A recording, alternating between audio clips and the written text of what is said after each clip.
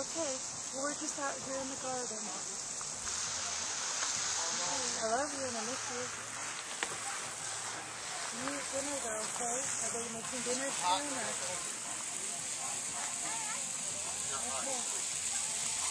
Well, if you need me, call me, okay? You want to talk to Dad? Okay, let me go get him. This is my favorite part of gardening. Sitting right here watching all the hot mamas work my land.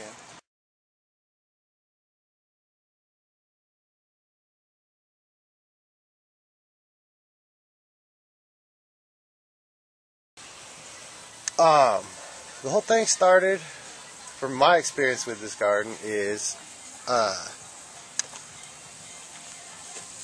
getting told that it was going to start up, hearing little notices around the MRF that it was going to start going, stuff was going to start growing out here, and started asking around trying to find out what the plan was, and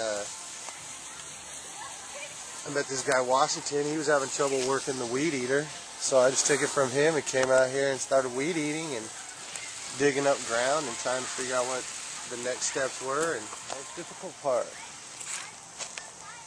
probably just digging the back, digging up the ground, sifting through the big rocks, getting everything ready for planting, setting it up so that the ground's ready for all the plants to go in.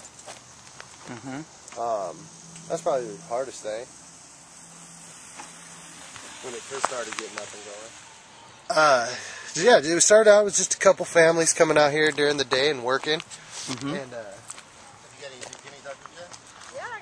trying to get what they wanted to get started. And then once people saw that, oh, this is what we can do, a lot more people showed up. A lot more people. We've actually filled up out here so that we have the waiting list and the application process setting up so that you can go through a whole, so that way you've read the rules in the contract and all that stuff and you signed up to know what you're doing. Yeah, we set it up so that, well, it's more of like a promise to follow the rules type thing, and application, so that way next time when future tenants move in, they're going to know the rules and they're going to understand where they came in on the application process, so that way we can get people in that want to come in, because there's a demand on it. Whoever you come out here with needs to be supervised, your guests, your children. Respect other people's plots.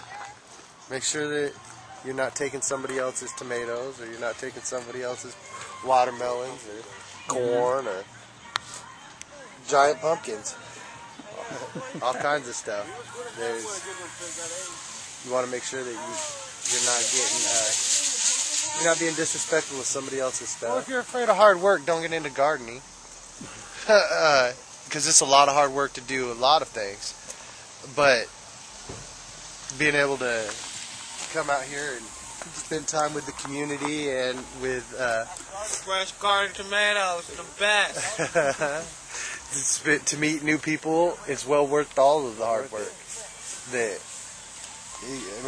And it's a constant thing, because you can't just sit back and figure it's going to do okay by itself, because you have to stay on top of it.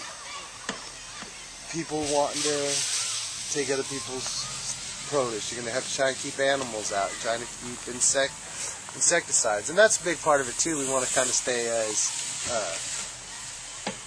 as green and as organic, there we go, that's the word, organic as possible. So you got to make your own insecticides with like neem oil and soap and water and all kinds of stuff out here that didn't even know I needed to know until this started going. Oh, I've lived here for 4 years and a couple months, so 3 years.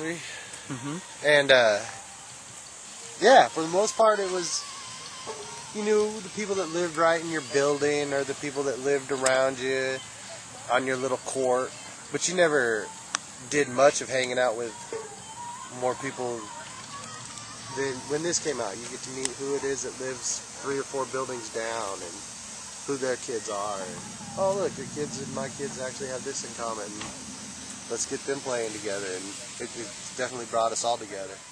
I know that sounds idealistic and cliche, but it actually worked hands-on right here with this section of land that we've been lucky enough, the city of Chico's let us have, or not have, but work out with them for a while, that we can see what happens here, see how it starts growing, see how it starts going.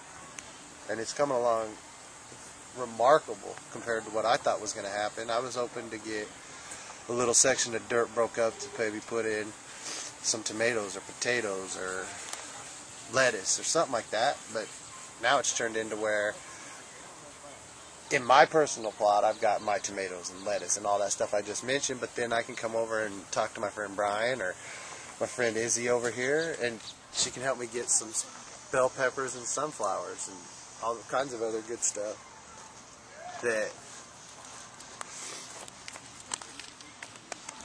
yeah, not even 6 months ago, 7 months ago, we didn't even have. Wasn't even set up for, didn't even look.